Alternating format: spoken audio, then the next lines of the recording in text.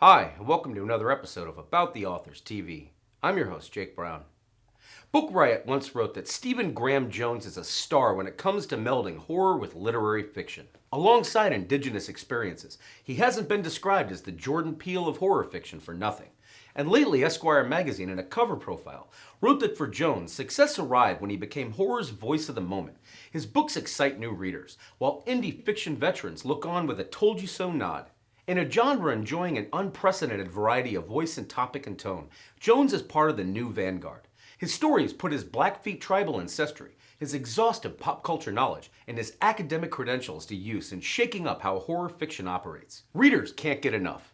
For 2 decades, Jones has been publishing weird, experimental fiction that disregards the demands of the market. It was only after he had well over 20 books in print that the wider world began paying attention. Beginning a quarter century ago with the release of his first published novel, The Fast Red Road, as he began to gain a cult following with other early titles like The Bird Is Gone, a Manifesto, and All the Beautiful Sinners, LitHub observed of his catalog's progression that it stood out as experimental in navigating different time periods.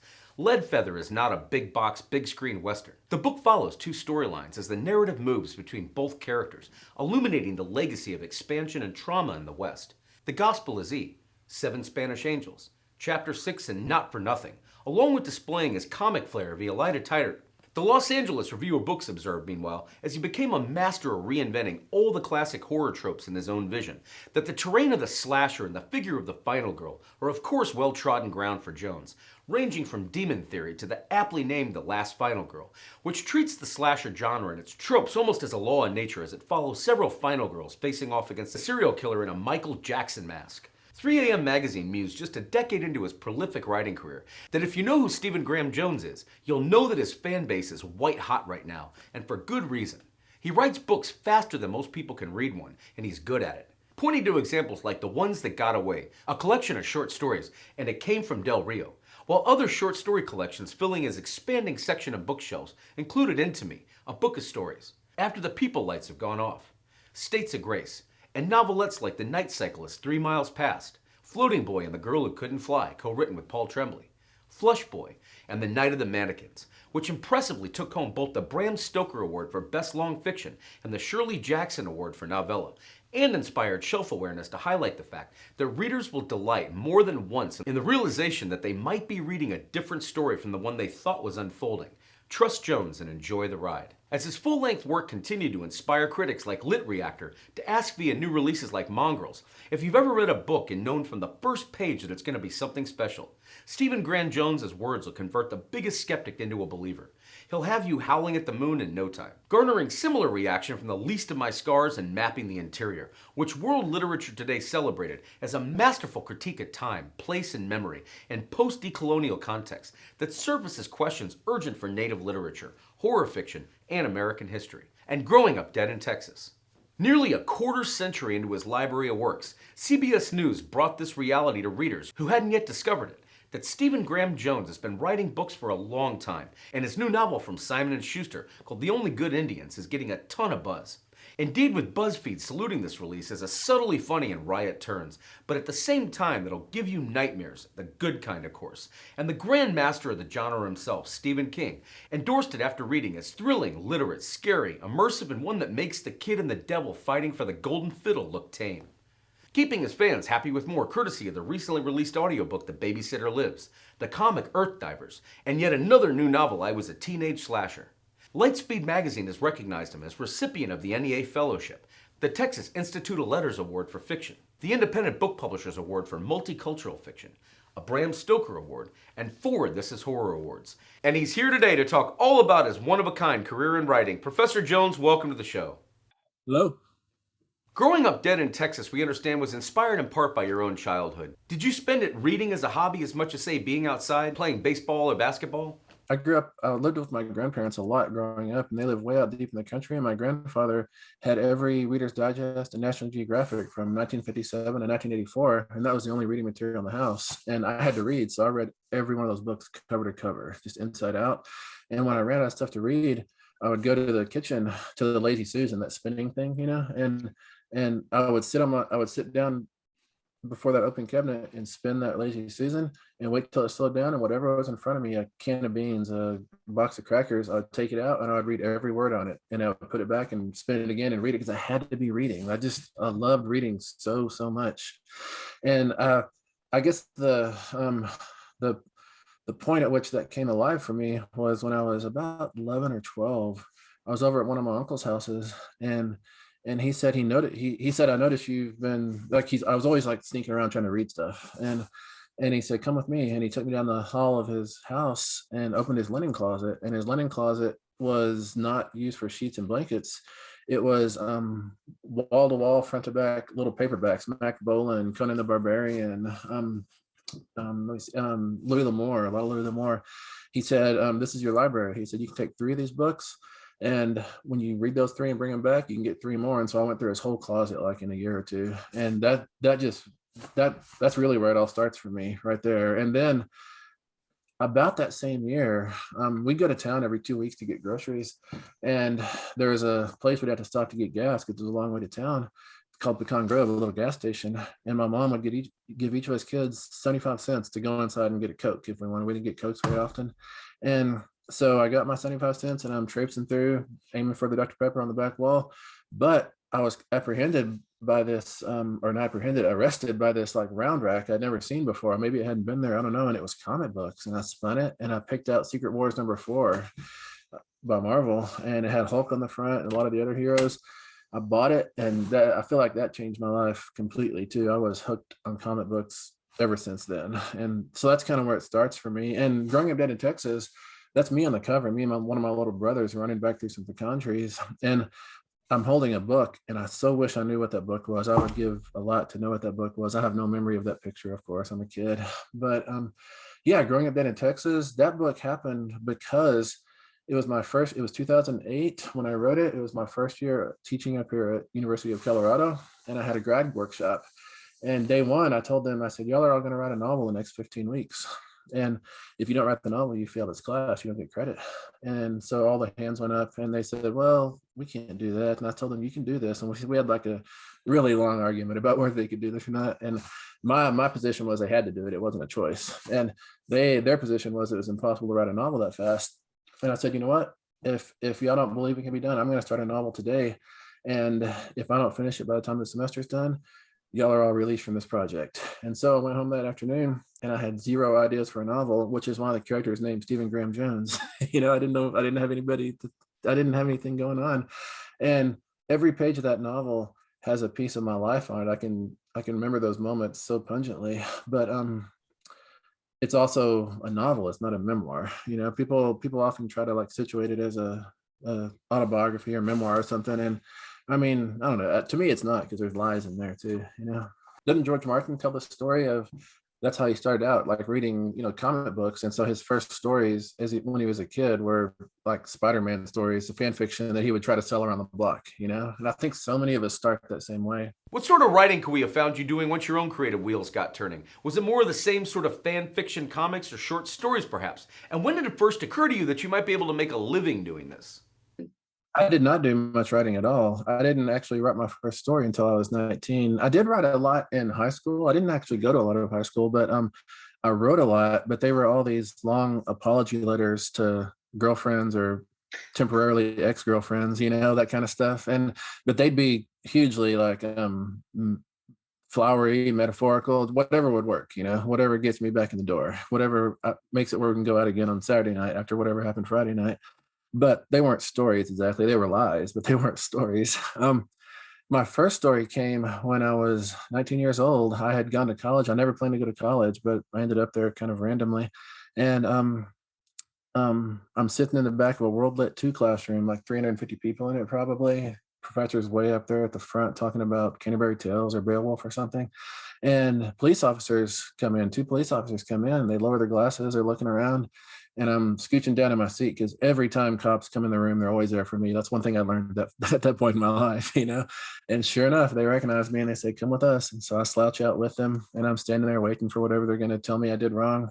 And instead of, you know, jamming me up for whatever I did the previous weekend, or, you know, warrants or whatever, they said, hey, your uncle, the one who would give me all the books, actually, he was just burned over 95% of his body terribly. And the town I was in had the best burn unit in the region in West Texas.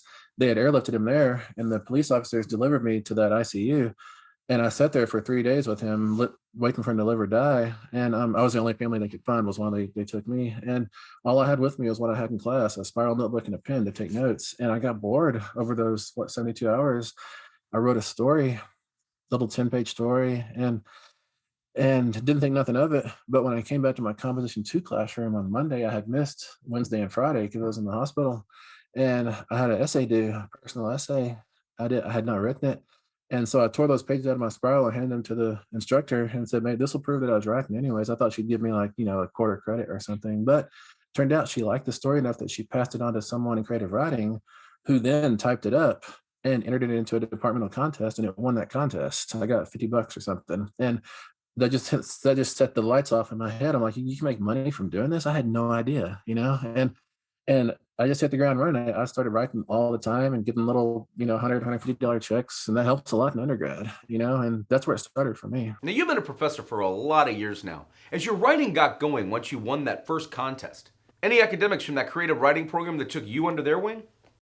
There were, there's more than two, I should say. There were a lot who didn't help me at all either. I remember in sixth grade, I had to go to the principal's office, and I couldn't go back to class until my mom came and had a discussion with everybody because Stephen wouldn't stop smiling in class. That's why I got sent to the principal's office. And another teacher, she would give us science quizzes every day at the first of the class, and it was multiple choice. And I figured out pretty early on that I could watch her lips, and she would always she had a tell, like I could tell which letter it was, and I figured it out. So I was acing every test, and she got so mad that I could ace her test with not knowing anything about science, so I had all that kind of resistance. But the first teacher to ever like take a notice in me, I think this was sixth grade as well, was a history teacher. She was putting a slideshow, like that old kind of slideshow that you ratchet the big wheel around, and putting it up on screen for us. And I raised my hand about halfway through, and I said, Mrs. Easton, I think it was Mrs. Easton, I think you messed up. And she said, "What do you mean?" I said, "The numbers are going backwards. Yours get bigger, they don't get smaller." And she said, "Oh, this is BC." I didn't understand that it worked like that, before the turnover or whatever. And she was like, "You're the first student I've ever had to notice that." And I was like, "Wow, you mean?" I was like getting, you know, she was like telling me I did a good job, and nobody ever told me that, which was amazing. And then in high school, I was living up here in Colorado Springs, and teachers could tell that I was having a complicated home situation and everything. And one of the teachers, she wanted me to move in with her because she saw I had potential. But every time she would ask me that, or every time she'd be in the hall trying to talk me into moving in with her, her husband would be like about 6 lockers behind her, like shaking his head no. And so I could never say yes because I knew this was going to go south really fast. But man, and going through all my college education, if I had to single out one professor, it would probably be my dissertation director, Janet Burroway. I still live by the precepts that she instilled in me. I feel like, she had like a, I don't know, like an ethical relationship to story. And I like to think that I stole a little bit of that from her. After graduating Texas Tech University with a Bachelor of Arts degree in English and Philosophy and then a Master of Arts degree in English from the University in North Texas, before earning a PhD from Florida State University, we understand you were already working on what will become your first published book, The Fast Red Road, A Plainsong, as a PhD dissertation that was originally titled Goliath, a Failed Sestina, where Pigeon and Charlie Ward go on quite a wild ride through the course of this story as they meet some other truly colorful personalities along the way, whether we're talking about Uncle Birdfinger, Psychic Sally, Killer Tom Black, Atticus Ween, and Litmus Jones. And we understand you were so confident in the idea that you'd pitched it to Hoffman editor Jane Silver before you'd even finish writing it. Yeah, it was, I think that was one of the early, in its earliest conception, that was Goliath, a failing Sestina. And my initial idea for that novel was it was all going to be messages left on on an answering machine, and not I was going to say voicemail, but that didn't exist yet, just a little bitty tape on an answering machine. And it was going to be a guy who was a trucker, moving out across the world, calling back home to his trailer in New Mexico for someone who lived there, and leaving these like paranoid, conspiracy laden voicemails, these rambling voicemails while he's on the road somehow. I don't know how. And when I got down to it, that didn't work for me for a story. I didn't have the muscle to make that happen, all with dialogue like that. So I told it totally differently. And I mean, there's still the Goliards, which comes from Goliath in the Fast Red Road. But yeah, that novel, what happened, the reason I wrote that novel, I mean, number one, I had to do a dissertation. So I guess I had to write something, but that wasn't why I wrote it. I wrote it because I was at a FSU where I did my PhD. There was a fall harvest, they used to call it, where they bring in agents and editors, and we kind of all circulate, and there's talks and panels and stuff. We kind of get introduced in the industry a little bit. And Janet Burway was talking with her editor, Janet Silver, and I was talking with both of them. And at a certain point in the conversation, Janet Burway did that thing that mentors do, and she said, "Y'all two talk," and she left to do something else, and left me and Janet Silver like I'm in the headlights of this New York editor, who had a lot of power, a big publisher and everything. And she said, "Tell me what you're working on." So I like had this out of body experience where I was telling her about this novel, and it was like a 4-minute pitch. At the end of it, she says, "That sounds like something that needs to be on the shelf. Why don't you send it to me on Monday?" And I said, "I'm going to take one more pass at it and then I'll send it to you. How's that?" And she said, "That's great." And so I went home like at 3 that morning and started that novel, and it took me 10 months to write it. I'd never written a novel before. I'd written a lot of stories, gotten a lot of them published. I had no idea how to cross 300 plus pages. It was like just hacking through tall grass the whole way, but that's the way it is the first time, I reckon. I think my favorite from the Fast Red Road is that character. There's a character in there called Patience. I like that name a lot. I want to use it again, but I probably can't. But yeah, I had a lot of fun with the names in the Fast Red Road, and really for a lot of my novels, I had fun with names. And then long about it was probably 2007, 2008. I was reading a novel by another writer that I like, and I thought back to his other novels, and I realized he's always using catchy names, and I thought, I wonder if that's unbalanced, if that's like a bowling ball on a trampoline, if that's like unbalancing things, like pulling too much attention towards it. And so if there was a few books where I made myself use totally normal names to see if there was a difference, and there wasn't, so I went back to using names I like, In the Fast Red Road, Birdfinger was probably the one that I thought lined up best with the character, because he seemed to have that kind of attitude toward the world. He was really my version of Thomas Pynchon's what is it? Benny Profane, from V, I guess. But or that's what I was trying to do anyways. I'm sure I was failing in a variety of ways. But a lot of people, I've noticed a lot of my students, they do deep dives on names, like this comes from Egyptian, this comes from here or there, and it means this in this language. I never do any of that kind of stuff. I just think stuff sounds cool and I use it. And like Atticus Wayne, that seemed like a name for a grand person. So the guy Atticus Wayne ends up being like a rodeo MC or something like that. Early on in your career, you took home back-to-back independent publisher awards for multicultural fiction for this title, and then The Bird Is Gone, a manifesto, where we again meet an ensemble cast of true characters in every sense of the word. Whether Nietzsche or Mary Boy or Cat Stand or Courtney Peltdown or Denim Horse, Detective Blue Plume, or Horns on Back and LP Deal. How do you decide who's going to be the narrator in a story like this, with so many characters that just light up the page? I consider LP Deal to be the protagonist because he's the one narrating it, and then he narrates it as Chastity Jones, or the chat I forget her name, but Chassie Jones. I think it's Chassie Jones. As he pretends he's her and tells a story. So I consider him the main character. But you're right. There's Denim Horse. There's Cat Stand. There's that coach 0182. There's all kinds of fun like that. 0182. His name definitely comes from his occupation because he was a basketball coach who won 0 out of 82 games. So he's 0182. That was kind of ridiculous and fun. But yes, that when you have all these characters, and it's kind of like if you just like let them in the same pen, the same little enclosed space, they start sparking story off each other, and that is definitely what Bird Is Gone is like. And the result is I think Bird Is Gone is kind of a patchwork novel or a quilt or something like that. Hopefully held together by LP Deal, but who knows. All the Beautiful Sinners was an early display of your talent for storytelling. With a real mystery, Deputy Sheriff Jim Doe is sent on after his boss is gunned down. From a plotting point of view, is this an example of a book you'd have mapped out the key details of ahead of time, or more let them come to you in the moment of creation? I enjoyed being like writing the thriller scaffolding, because it tells you kind of what's going to happen next and next and next, and that's really comfortable, and it gives you a lot of room to play in between those plot points you have to hit. So I like that a whole lot. It was all kinds of fun.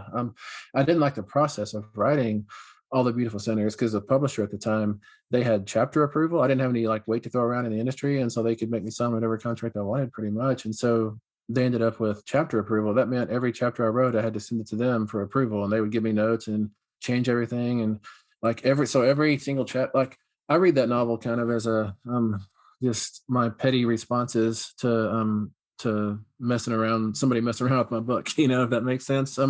But hopefully other people can't see that. Maybe I just have a bad recollection of it. The Los Angeles Review of Books would next spotlight the clever premise of a novel written as an experimental film treatment that features Nona, a young woman with encyclopedic knowledge of horror movies. How do you feel like this approach to writing Demon Theory distinguished it from past writing journeys? Demon Theory was the second novel I ever wrote. After I wrote it right after the Fast Red Road, and the Fast Red Road had been like playing really deep in Indian country, dealing with all the just all the politics of identity and just all that kind of stuff. And I realized that the market might try to cast me as someone who only does that kind of stuff, like I don't know, political stuff or commentary stuff. And I thought, I'm going to prove to people that I can do whatever I want. And I considered my weakness at that time, as far as writing goes, and I still kind of consider it my weakness, to be dialogue. My impulse has always been to paraphrase or to do indirect speech or something rather than do quoted dialogue, which is to say, where rather than dropping into scene and letting things work at the pace the language is unspooling, I like to condense it. But I knew that was my weakness too, and so I told myself I'm going to write a novel where every single line of dialogue is in quotation marks, and we'll have some form of attribution or tag or whatever. And so that's what Demon Theory was. It was initially an exercise to teach myself dialogue, but for me to rationalize doing this, putting every single line of dialogue in quotation marks, I decided to hybridize it with screenplay format, which is all talky, and so that's how it got that kind of flavor, delivery method, whatever it is. In an illustration of your real-life gift for taking issues that Native Americans face living on reservations every day and then bring them to light and life on the page for readers to get a truly vivid sense of, LitHub highlighted Leadfeather as an example of not a big box, big screen Western, but rather a book that follows two storylines in this spirit. The first, Adobe Saxon, living on the Blackfeet Reservation in present-day Montana, struggling with his mental health and alcoholism. The second, set in the 1880s, portrays Indian agent Francis D'Alembert as he writes letters to his wife Claire, detailing his life and work at his first Western posting. The narrative moves between both characters, illuminating the legacy of expansion and trauma in the West. Why do you feel the setting and natural surroundings of a reservation like Blackfeet helps you to add a layer of horror fans expect to top the everyday issues you're examining in a story like this one? I know the reservation fairly well, and I didn't grow up there, but I've been going there for a lot of my life, so I know it pretty well. So it was really comfortable to write up there. I do most of my novels seem to take place like either in the West or at least the Great Plains moving west. I don't like, as far as like New England horror. When I read New England horror, I like it, but I don't think I can occupy it. It's a different mind space for me. I need the big open spaces and to feel like there's a mountain lion and a grizzly bear watching me and maybe a rattlesnake gonna bite me. I need that kind of stuff in a story. Like, I'm not saying there's not bad stuff in Massachusetts. There's terrible stuff, but it's stuff that's not in my blood and my bones. And so I don't think I can do it properly. I think in the West, and I think in the Great Plains as well, not most, but a lot of stories tend to be some version of man versus nature. Whether it actually is like a survival story or not, you still have to be aware when you're crossing a parking lot that there may very well be a rattlesnake laying out there on the asphalt trying to soak up the heat, and it's just like a different kind of awareness, I think. And again, I don't mean to diminish like people who don't live in the West, because I don't think that gives you any special like insight into horror or anything. It just happens to be where I grew up, and so I'm very in tune with all the ways there are to die out here. Well, the general consensus is you utilize them to great effect in your work. Since I started cycling when I moved to Colorado again in 2008, and it was weird because I'm not 12 years old anymore. Why am I riding a bike? But I started doing it regularly, and I got kind of in touch with prairie dogs because I'm always riding through prairie dog towns, and so I've done like 3 stories now with prairie dogs in them, which is, I never thought I'd do prairie dog stories.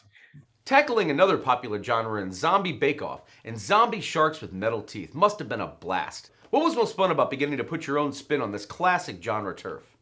I think what happened was back in 2010, another professor was teaching a big lecture course that was topics and genre. I think he was going to do comic books, and at the last minute he got pulled away somewhere else. And so the day before the class started, they needed someone to cover that class because all these kids are already registered.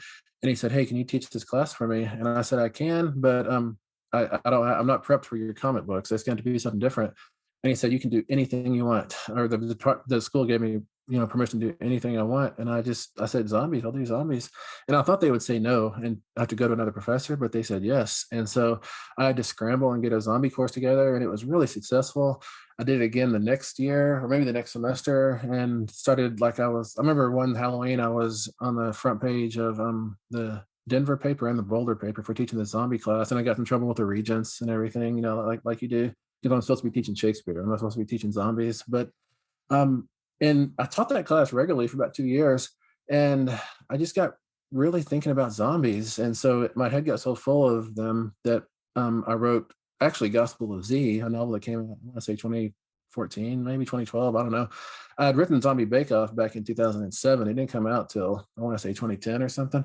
But so and then Zombie Sharks with Metal Teeth probably has some. Yeah, it's got one zombie story in there, anyways, for sure. And I've done a lot of other zombie stories besides.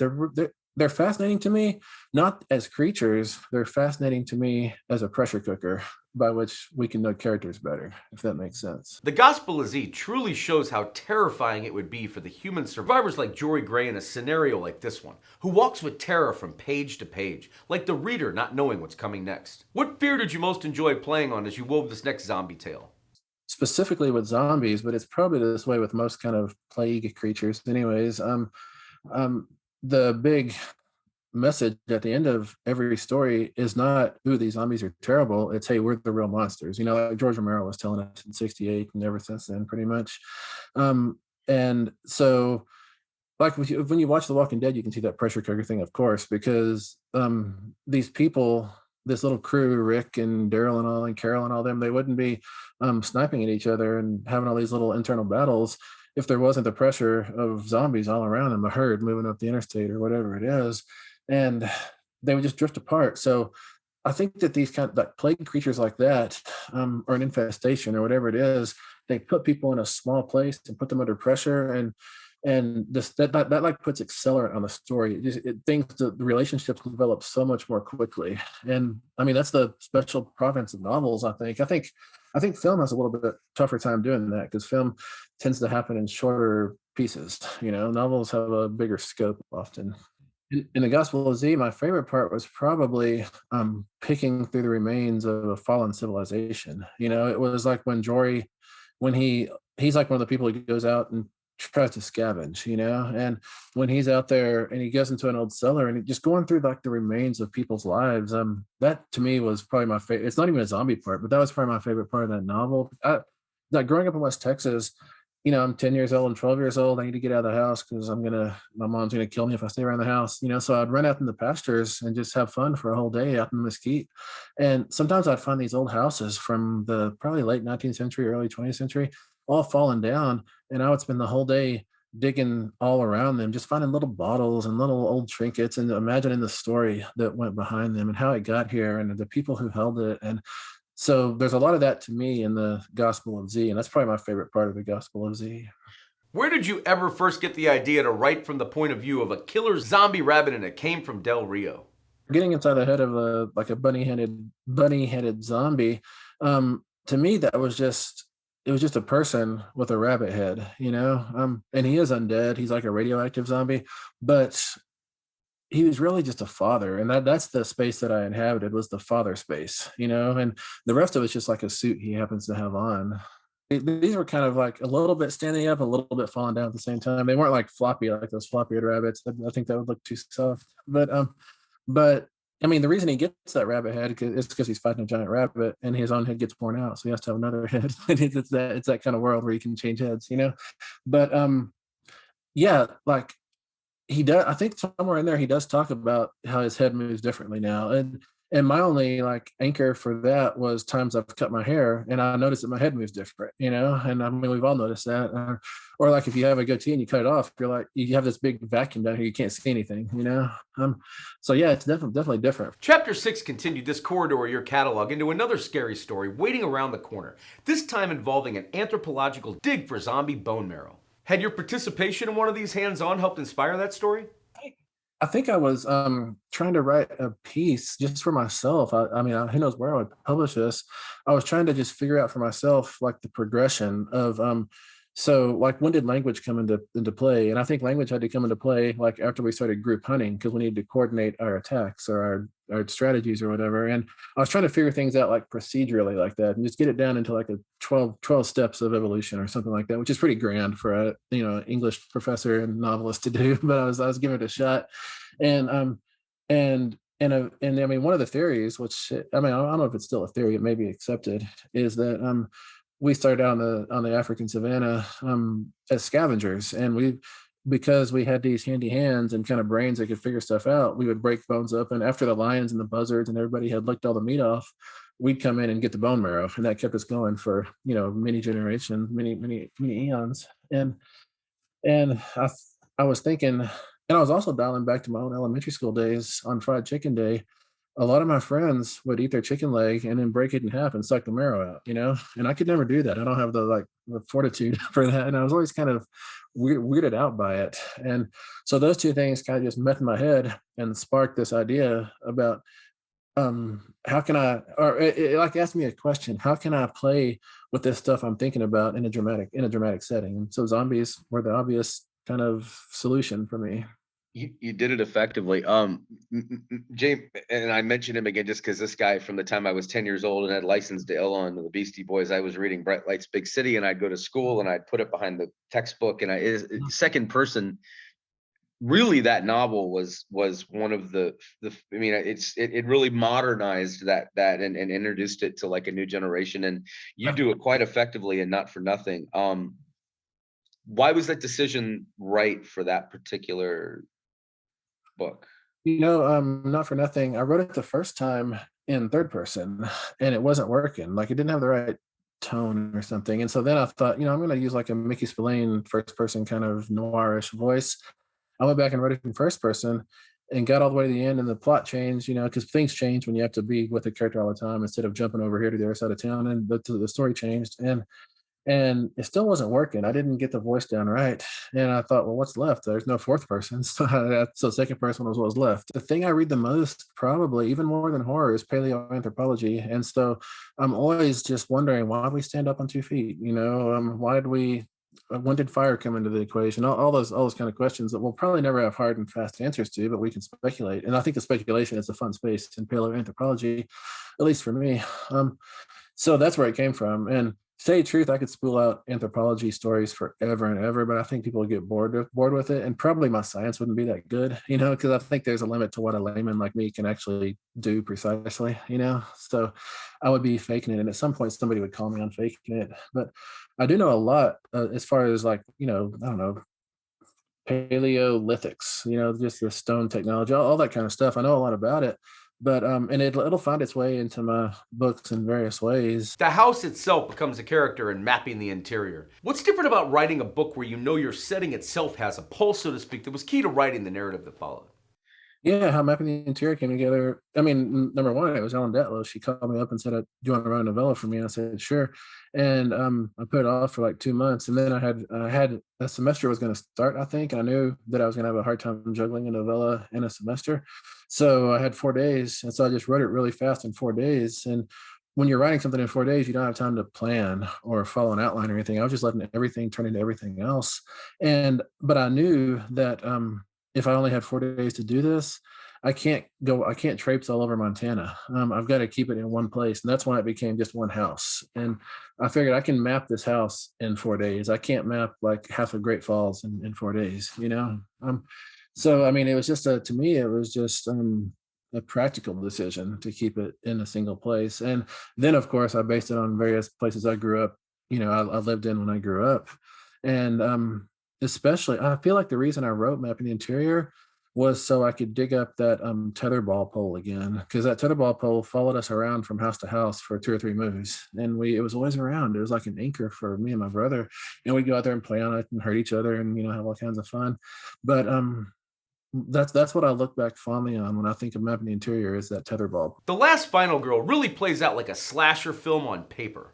The homecoming court is also quite a colorful cast you surround Lindsay with, including former Final Girls. For those watching who might not know, what exactly is a Final Girl? And when you're creating a cast like those say who populate Lindsay's homecoming court, and you know some of them are gonna die, how does it affect the way you shape their personalities?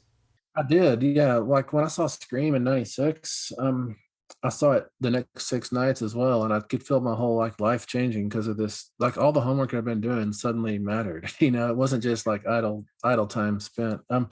And so yeah, I think Last Final Girl was me finally deciding whether I had permission or not that I'm going to go play in these slasher fields. I had done it once before in Demon Theory. The first part, like Demon Theory, comes in 3 parts. The first part of it is a slasher to me, anyways. But then it becomes a monster story, then it becomes a haunted house story. And so with Last Final Girl, I wanted to just do a pure slasher, and I wanted to say everything I had to say at the time about slashers and just get it down on the page because that's my favorite, probably my favorite genre. My favorite creature is a werewolf. My favorite genre within horror is the slasher. And the funny thing is, I gave that to my agent, and I wasn't calling it The Last Final Girl. I was calling it Part Two, and she said that's a stupid title, and I said that's the title. And so we argued about that for like 2 weeks, and then finally we brought in some other people, like friends of mine who tended to read my stuff. We were all in the same like email thread or something, and everybody's tossing around titles, and I can't remember who came up with The Last Final Girl actually, but it was not me, and it's the right title. It's the good title for that book. And I'm really thankful to whoever gave it to me, but it took a lot of pushing because I really thought Part Two was the right title.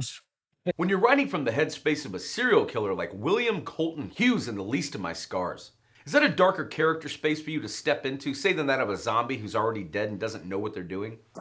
I wrote Fleece My Scars kind of it wasn't like a downtime, but it was at a time when I thought I'm not going to get to publish any more books, because I think I'd had a book or two that had come out and been well received by like a small coterie of people, but they hadn't gone wide. And I thought I'm probably going to have to do something else with the next part of my life because books are over.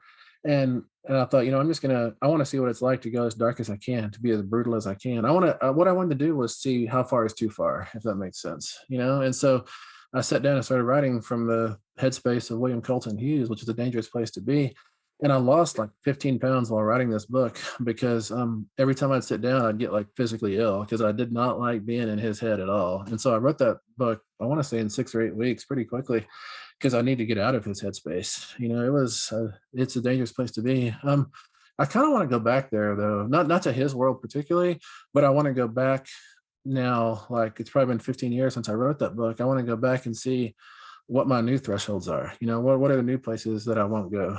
Fans will no doubt look forward to that. Not for Nothing was written in the second person. For viewers who might not appreciate it, what's unique about writing from that point of view, say first person or third person? And why did it feel like the right one to tell this story through? Not for Nothing, I wrote it the first time in third person and it wasn't working. Like it didn't have the right tone or something. And so then I thought, I'm going to use like a Mickey Spillane first person kind of noirish voice.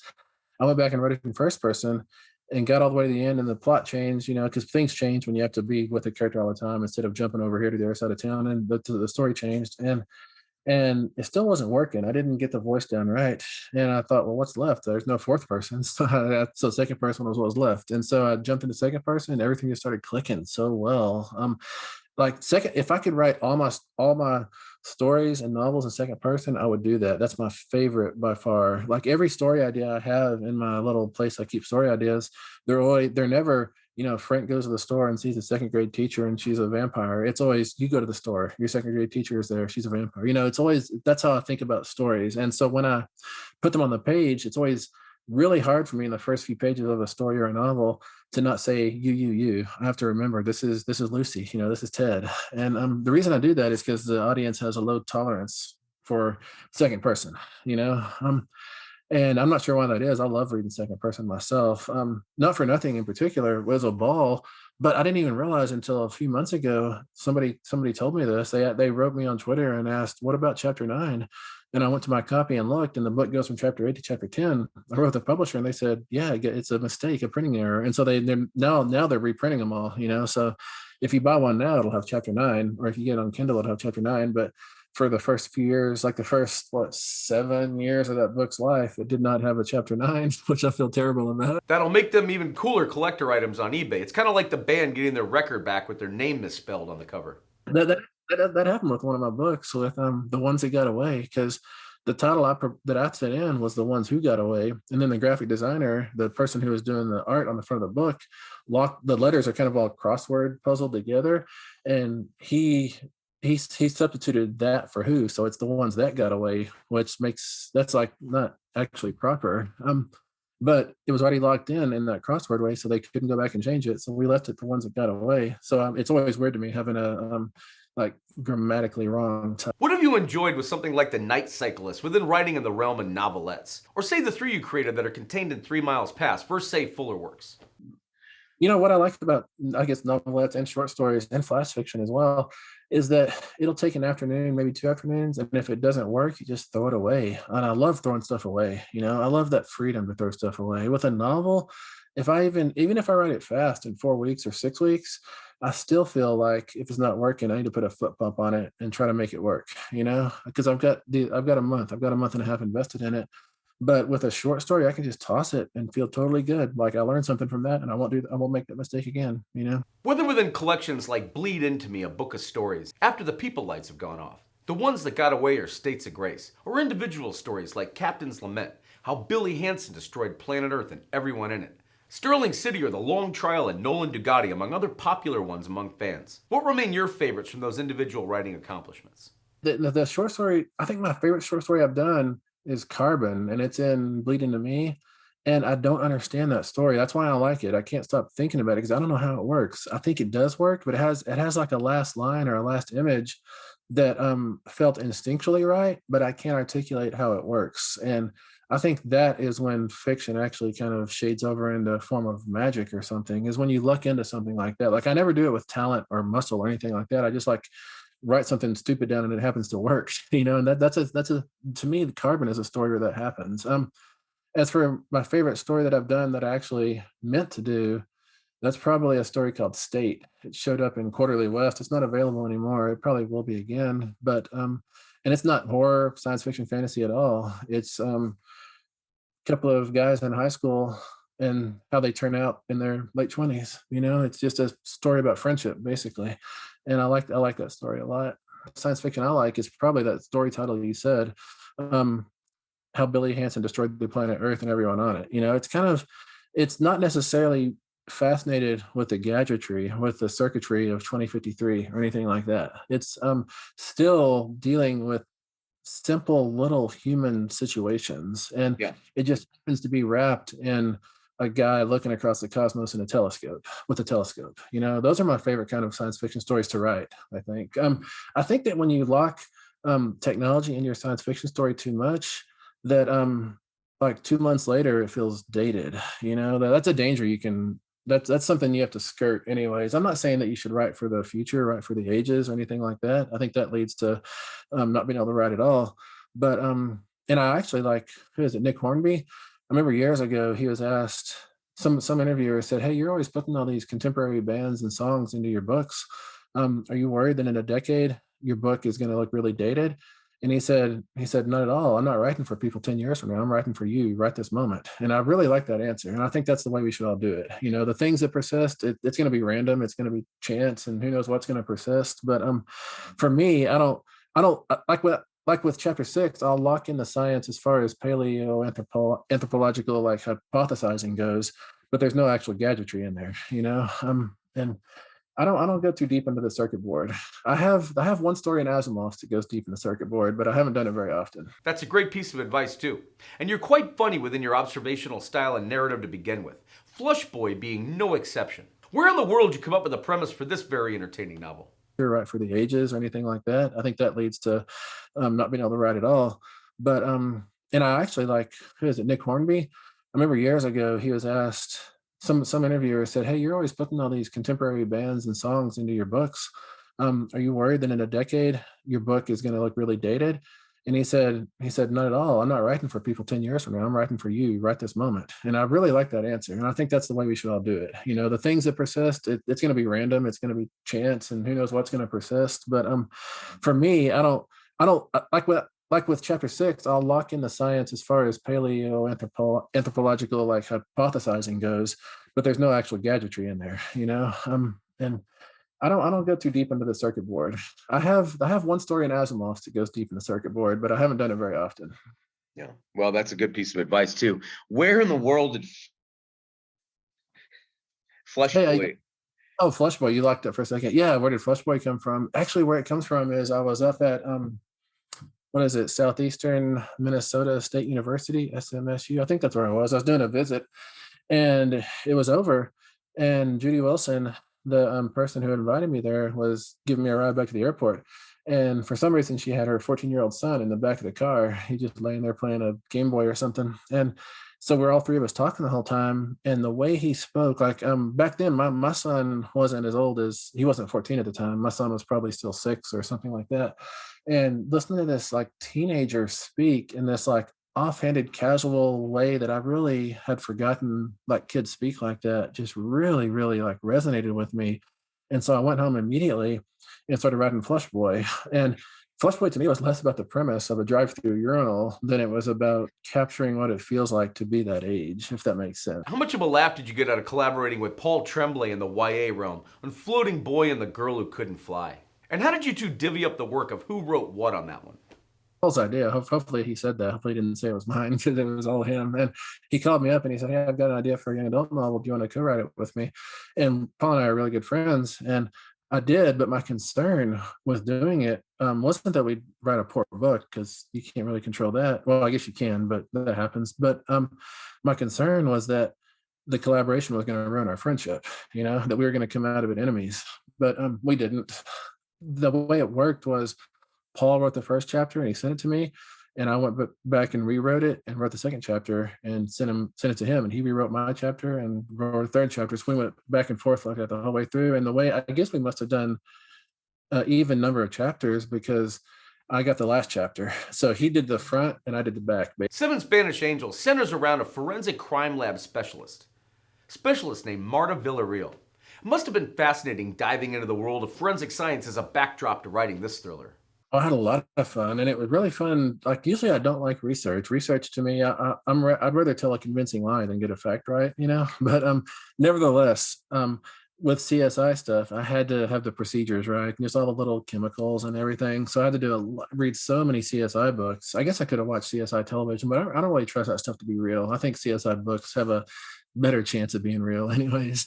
So I just read, man, I bet I read 20, 25 books just simply on the lab science and everything, and, the evidence collection, all that stuff. It was really fun. And it kind of taught me that research is not useless. Research can give you story ideas. Well, I guess I can spoil it. The guy who ends up being the killer, I really like him a lot. And he, to me, is a version of LP Deal from The Bird Is Gone. They're kind of the same character in a way. Just these really slight guys you're not going to notice over in the corner, How would you describe your writing process when you're in the middle of working on a novel? Does it, for instance, live in your head outside of work when you're awake, or even, say, dreaming? Really, I equate it to the way I often dream. Like, I'll have these complicated dreams, and it's like serial dreams. I'll get up in the night 2 or 3 times and I'll go back to sleep, and I'll have the dream will pick up where it left off, or it'll go night to night, that kind of stuff, and I'll be like in an underground amusement park or something, and it'll be all kind of wacky and scary.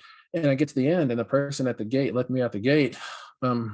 I'll be passing him, and he'll pull off his mask that I didn't know was a mask, and it'll be like somebody from my life, my uncle or something. And I'll realize at that moment, like, I rise above the dream. I don't know if I call it lucid dreaming, but I become aware of the dream as a dream. And I'll realize that guy has been my uncle the whole time. He didn't become my uncle just then. He's been my uncle the whole time, which means the me who started out at the front of this amusement park that's underground already had created this character at the end who was going to pull that mask off and be my uncle.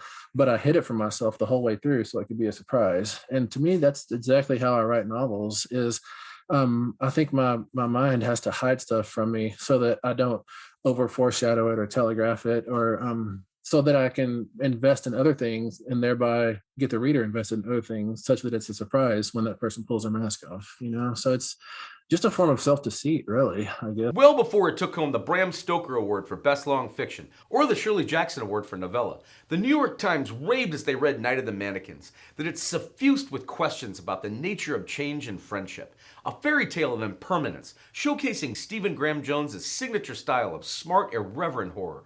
And expanding on the latter creative channeling and motion, how does it work for you from that initial idea flashpoint to when the story blazes into fuller life? You know, with Night of the Mannequins, which is actually the novella that I owed Ellen Datlow, I finally got around to writing it. I finally figured out how to do it in like 110, 120 pages.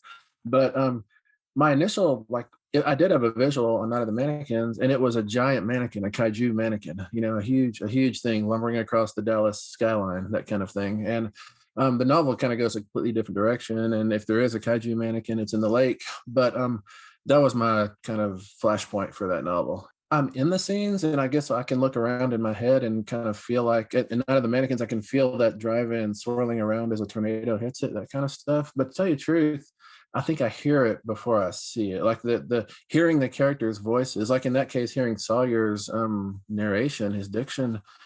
That's really like my heartbeat of that novel for me. The Los Angeles Times celebrated Mongrels as a gory monster coming-of-age tale that makes love triangles with sparkling vampires seem like trivial concerns. A thoughtful, entertaining novel with rich details, well-drawn characters, and if you'll forgive the phrase, plenty of bite.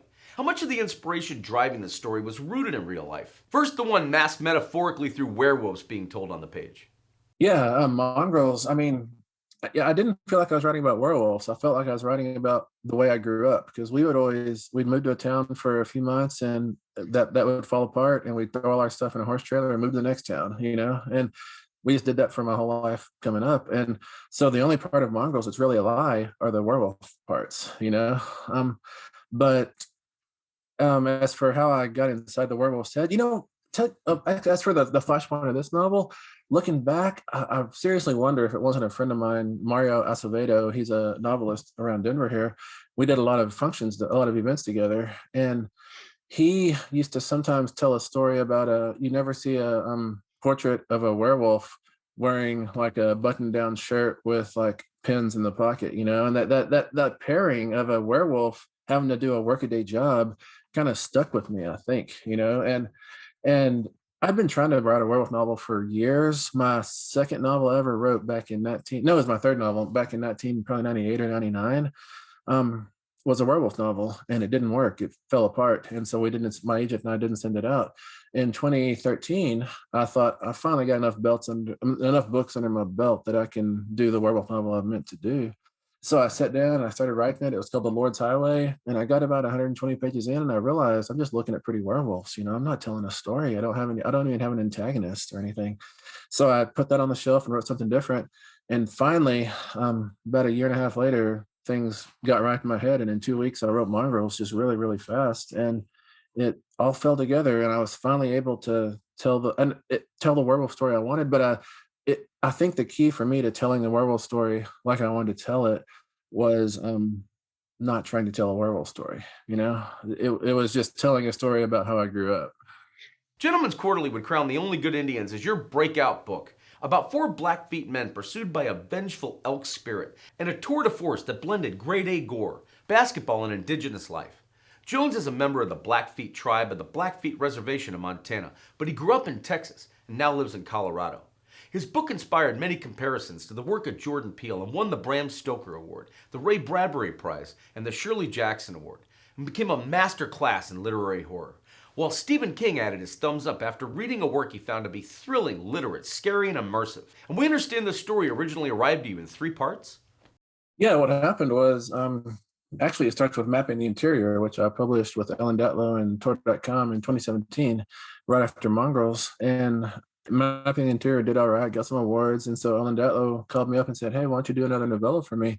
I said, "No problem." So I sat down to write a novella, and it turned into a novel. And I was like, well, that's messed up, you know? And so I put that novel aside, and I sat down to write her that novella. and it turned into a novel again. And I did each of these novels in like 2 months or probably less than that. And then I pushed that to the side. I'm like, I'm trying to write a novella, not a stupid novel. And so then I told myself, no matter what happens, I'm stopping at about 110, 115 pages. So I started out with this story about a guy and his wife living in Great Falls, and kind of spooky things are happening in their house. I got to 115 pages or so, and I put a period, and I was like, I can stop right there. This is finally a novella. But then a line occurred to me that would open it up into a novel. And so I called my agent up and I said, BJ Robbins, and I said, hey, I just wrote this thing. It can be a novella, it can be a novel. What do you prefer? And she said, she paused for like just a beat. And she said, go ahead and turn it into a novel. Those are easier to sell. So then I did the other line and let it turn into a novel. But which is why that novel is kind of weird, because it like Lewis wasn't built to go 300 pages. That's why what happened to him happens to him. Then that whole first part was you go through thinking it's second person, and then at the end it flips, and you're surprised that it's direct address. It's been direct address the whole time, or a dramatic monologue. It's been this elk calf that's born from PETA speaking to Lewis, her putative father. And so she says, I think at the end of that, the line that initially launched it into parts 2 and 3 were, thanks, Dad, I've got it from here, and then I told it like that, and I was really committed to that second person fake out. But Joe Monti at Saga said he sees what I'm doing and it's clever, but it's not really that good. So I had to go back and change it out to third person. Would you animate for fans a bit about how an ensemble cast of co-stars like Ricky, Lewis, and PETA, Cass, Gabe, and Nora sound in your imagination as you're riding away? Can you, for instance, hear them all talking distinctively from one another? Well, like Lewis, I feel like Lewis is kind of built on a scaffolding of like my own identity. Like he thinks like I think. He thinks in headline terms, like back home and everything. But the funnest, the most fun parts of The Only Good Indians for me to write, the parts that kind of told themselves, were Gabe and Cass's interactions. Like that chapter called "What the Sun Came Down," maybe, which is based on a book by Percy Bullchild, but where Gabe and Cass are just sitting around the fire and they're just like BSing with each other. That was probably my favorite part of that whole book to write. Bloody Disgusting would focus in on Jennifer J. Daniels, another of your memorable lead protagonists, who, as they reported, never saw herself as a final girl. When we first meet her as a teenage outcast in My Heart is a Chainsaw, she's lurking on the fringes of her small town and educating her teachers about the slasher lore. She knows everything there is to know about this bloody subgenre, but it takes a deadly twist of fate to allow the hardened girl to see herself at the heart of the story. And don't fear the Reaper. The weathered fighter returns to a small town of Proof Rock, Idaho, hoping to heal. But a stranger emerges from the surrounding woods to test her once again. The final chapter of this thrilling trilogy, The Angel of Indian Lake, reunites us with our beloved heroine as she wages war against the Lake Witch for the soul of the town. Is this 3-part story arc one you originally planned as a larger book? The publishers perhaps requested be broken up into a trilogy, or was that your vision from day one? No, I did not. I wrote it as a one-off, and everyone was dead at the end, so it had no chance of being a trilogy, But then I gave it to Joe Monti, my editor at Saga, and he said, it's all good until you get to the very end. And he said, I'm going to give you a list of like 4 or 5 things you can't do. And those 4 or 5 things were basically kill this person, this person, this person, and this person. And I was like, I pushed back pretty hard. I'm like, I've been writing this novel for 8 years, which is the longest I've ever written a novel. And I said, I think I know this novel. And he said, I'm just telling you what's going to make this book work. And I finally, kind of out of frustration and to show him that it was the wrong idea, I opened up a side file and said, all right, I'm going to do it like you said, and we're going to see that it doesn't work. And I did it like he said, and it completely worked, which is to say, it's my name on the cover, but he should get a lot more credit than he does, I think, because number one, it wouldn't be a trilogy without him, but number two, it would have been much more of a downer novel without him, I think. And I mean, we should all listen to our editors. We always think editors are evil. They want to ruin our books, but they wouldn't have bought it if they didn't see something there, of course. And they really just want to position the book so it can reach the most people, and they're going to try to push you to whatever can make that happen. And it's really important for us as writers to always keep that in the back of our head, that they're not maliciously trying to mess your novel up. They are actually trying to make it go bigger, and so I try to trust that every chance I can. It's always hard to remember in the moment, It follows up with Jade and Indian Lake and Proof Rock, and she ended up in some legal difficulties as a result of what happened in My Heart is a Chainsaw, and she's finally made her way back to Proof Rock the same week that a kind of famous killer has slouched into town himself. And so they're kind of at odds, as you can imagine. And it's wintertime. My Heart is a Chainsaw happens in the heat. And this one happens in the cold and the deep snow, 8,000 feet up the mountain in Idaho, which was really a fun thing to do. Like we always want to see Friday the 13th. We always want to see Jason Voorhees in the snow, you know? And so we haven't seen that yet. So I thought I would put a slasher in the snow. In the Indian Lake trilogy, I wanted to interrogate the concept of the final girl and see if I could, I don't know, help her stand a little taller, be a little more useful for the world. Jade Daniels, when My Heart is a Chainsaw starts, she's 17 years old. It's 2015. She lives in Proof Rock, Idaho, 8,000 feet up the mountain, little bitty town, a mining town. And she is an outcast in her family, in her school, in her community. Everywhere she goes, she's pushed away, basically. She's been left out in the cold. And what she's found to insulate herself with are slashers. That's what she uses to kind of fend off reality, if that makes sense. She engages them really, really deeply. And in My Heart is a Chainsaw, some bodies start turning up, and Jade is really hopeful these are the opening beats of a slasher. That's what she wants. She wants justice in her life. And so she prays for a slasher to come to town to dispense some of that justice. Yeah, Jade is back in Don't Fear the Reaper. And she's been away for 4 years, and she comes back during the biggest blizzard in 100 years. And she comes back to Proof Rock, and bodies are piling up even faster than they were in Chainsaw, and she doesn't wanna fight all this stuff. She just wants to try to live her life, but who else is there? She is Jade Daniels, and she will stand up when she has to stand up. It's really fun when you set a final girl and a slasher up against each other, because the slasher always outmuscles and kind of just has more power, ability, more like bully powers, I guess, than the final girl. But what the final girl has is resolve and insistence upon her own worth. And so it's always an underdog story, the final girl versus the slasher. And that's the story, that's the kind of story I like to read myself. And so I think that's probably why I write those kind of stories.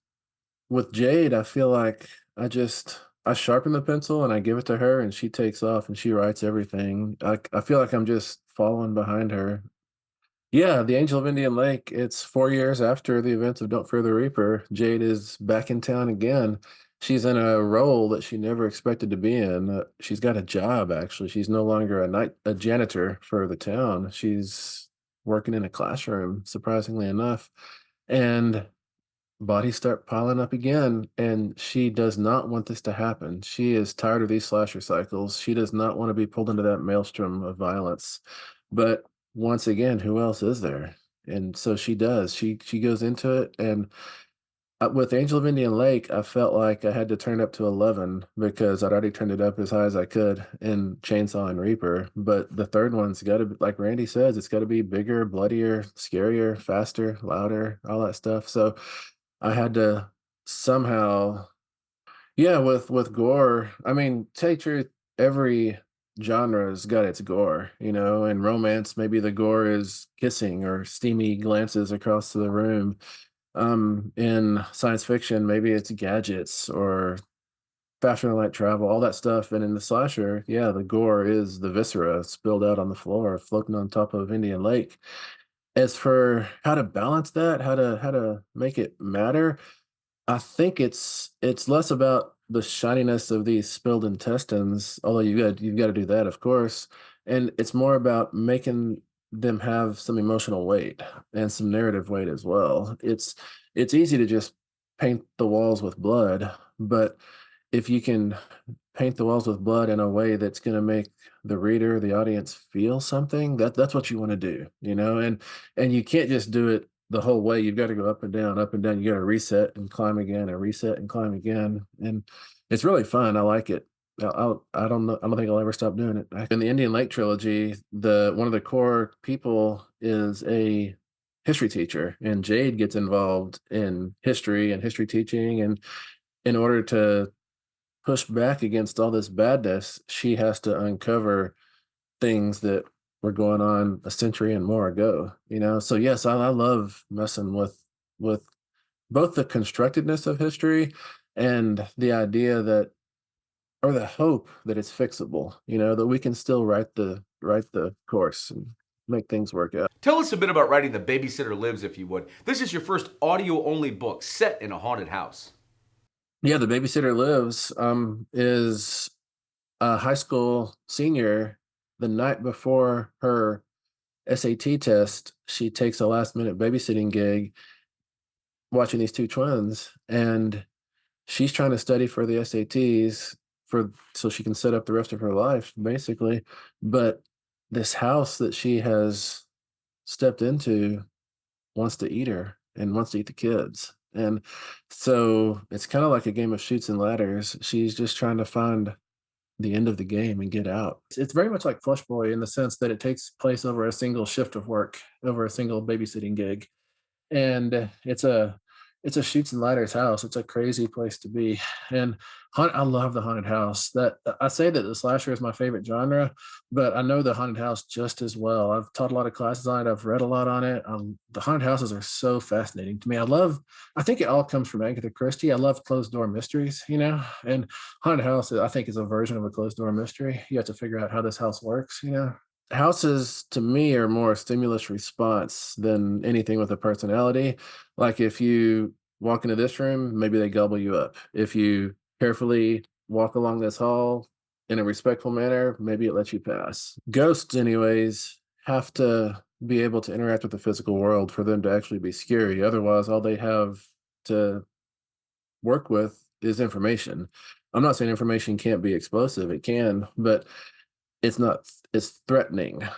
I prefer my ghosts to somehow have some corporeal aspect to them, and that's the way it is in Babysitter Lives. When the dead or the not quite dead start appearing again, it's very physical. Yeah, I think one of the best ways you can scare the character and the reader is you see it in that Netflix series, what is it called, Typewriter, where you have one character speaking with another character, and only later do they realize that character was not who they appeared to be. That to me is just so unsettling, you know, and that's a wonderful trick to use in the haunted house. And you can't do it in the slasher, really.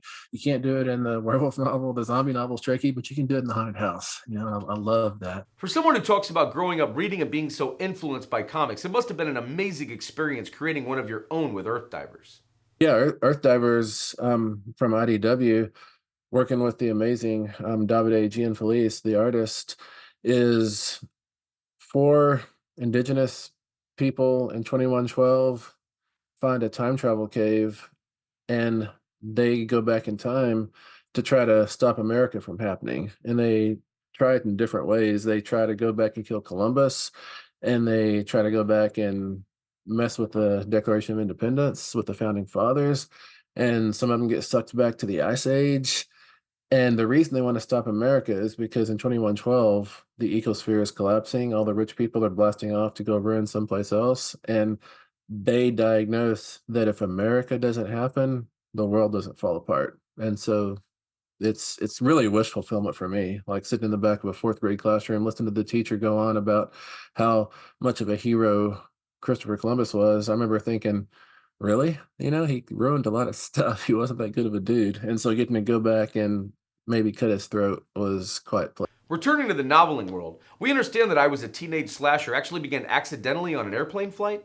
I'm currently writing another novel that I didn't mean to write. I just fell into it. I was on a flight to Dubai and I had a new iPad and I wanted to see if the keyboard worked well. I had one of those magic keyboards. And so I got it open. Everybody's asleep around me. It's a 16-hour flight. And I just started writing, just randomly writing. And suddenly it was the first chapter of a novel. And so I Was a Teenage Slasher is Tolly Driver. He lives in La Mesa, Texas in 1989. He's 17 and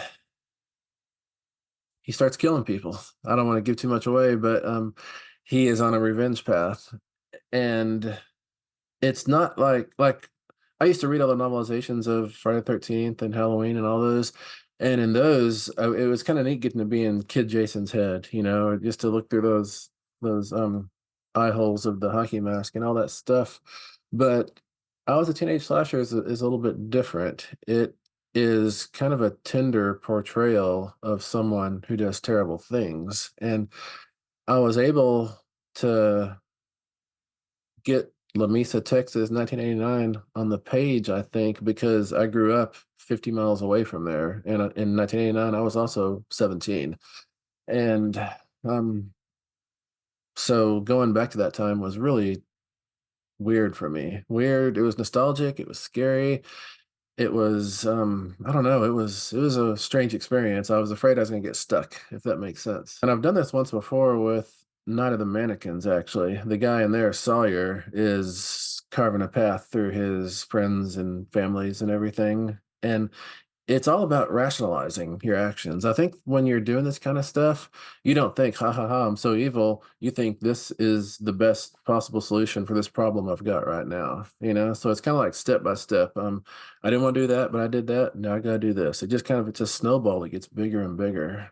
Making us your students before we run. When you're teaching English at University of Colorado Boulder, what are any universal lessons you pass along to every class, semester in and out you'd share with us before we run? The advice that I pass on to students, that I try to pass on to students the most, is number one, read outside your genre. Like I write horror. That's what I love to write. That's where I live and breathe.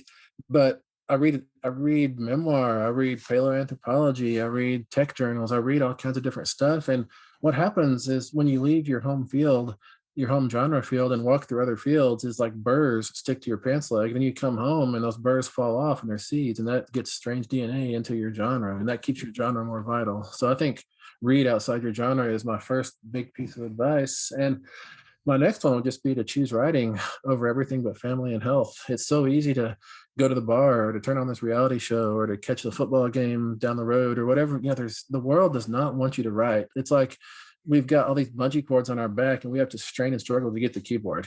Like the world is not funneling us to this desk to work. The world does not want us typing, does not want us writing, but you have to choose it. You have to trade in other things for it. Don't trade in your family. You need support, or your family can be your friends too, of course. And don't trade in your health, because you have to be healthy enough to sit up and write or stand up and write or however you do it.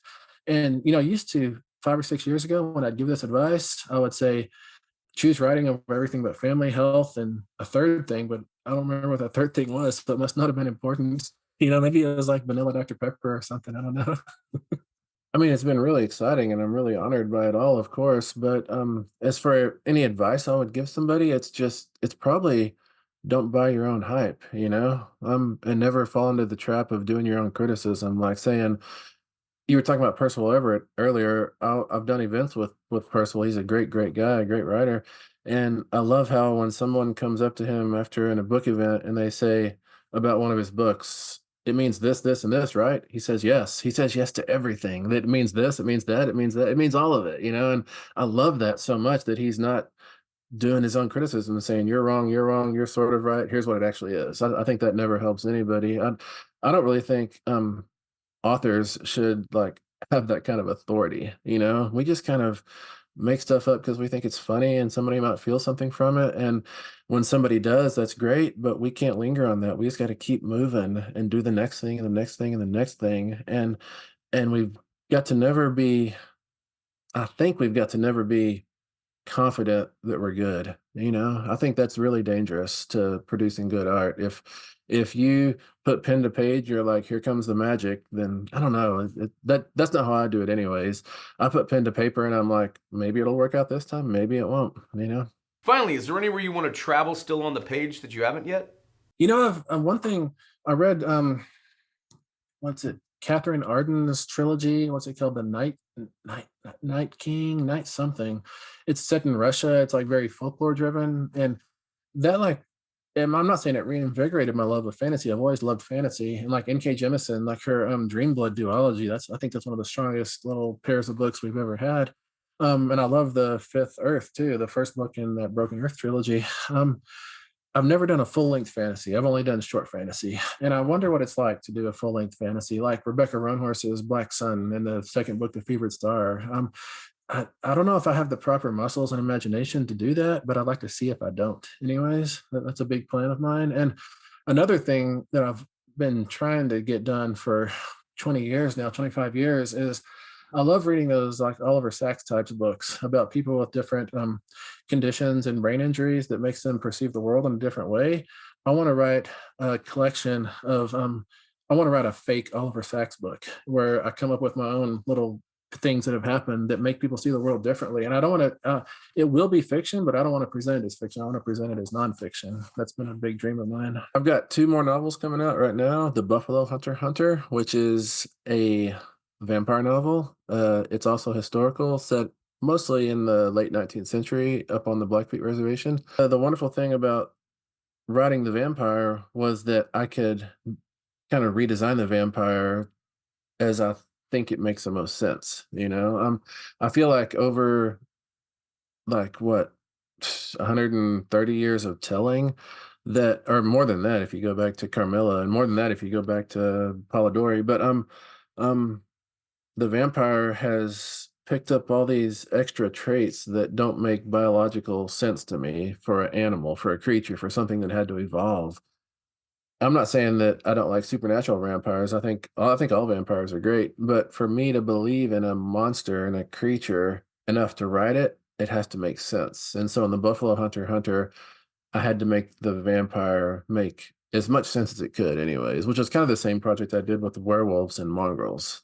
I like my monsters to track. Wanna like the same way that in Earthdivers, I wanted to go back and do some violence to Christopher Columbus. I really want to go back to those buffalo hunters who were just taking down herds casually, for just to starve the Indians out. I want to go back and run a vampire through their camp and cut all their throats. Last Stand at Saber Ridge is more science fiction than horror, but it is my most brutal novel I've ever written too. I mean, I probably get in trouble for publishing it, I suspect. It is a alternate history slash time travel narrative that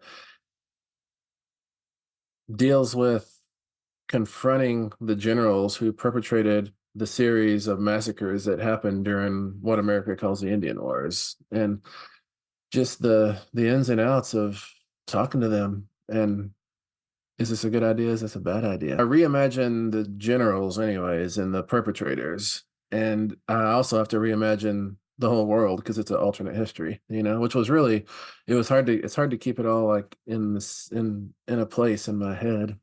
If I ever do write any sort of this happens, this happens, this happens, I always lose it. So it doesn't even matter. So I just have to keep it all up here somehow. So that's why I go really fast because if I if I go slow, then it leaks out. I didn't actually know where it was going to end up. I should have. If it probably would have been a lot easier to write if I did. But no, I just had to figure it out as I went and hope that it was all going to come together. That's how everything I write is. I just depend upon luck that it's going to work out in the end, and it generally does. But it's not because of muscle or talent or any of that. I think it's just I'm at the keyboard and I'm at the blank page enough that I get lucky. It's like Michael Jordan says, he says, the more I practice, the luckier I get. And I think that's the way it is with writing too. The more you sit here and bang out the words, the more likely you are to get somewhere good. Yeah, everything is always in some stage of optioned, or somebody's writing a script or director's attached. Like right now, people are attached to Chainsaw, and maybe they'll get enough momentum to actually start shooting. Who knows? And Earth Divers has a showrunner, and Mongrels is always being pitched. There's a studio who really wants to do it, and so they're always trying to get that done. And some of the short stories are trying to turn into features right now. I can't remember it. I don't really keep track of it all as well as I should. I talk to my film agent every few weeks, and he runs down everything for me, and I don't write any of it down, but so I can't remember it. But I think of Hollywood projects like comets in the solar system. They're out in that ice ring, and then one of them kind of gets enough gravity momentum, and it starts tunneling down to the center of the solar system, and it's got a big, long, flashy, pretty tail. But the further it goes, the more pieces of itself calf off. And every great once in a while, a little speck of it will make it somewhere. But 9 times out of 10, it just fizzles out into the ether. Stephen, it's been a blast talking today. Thanks so much for taking out time to be on About the Authors TV.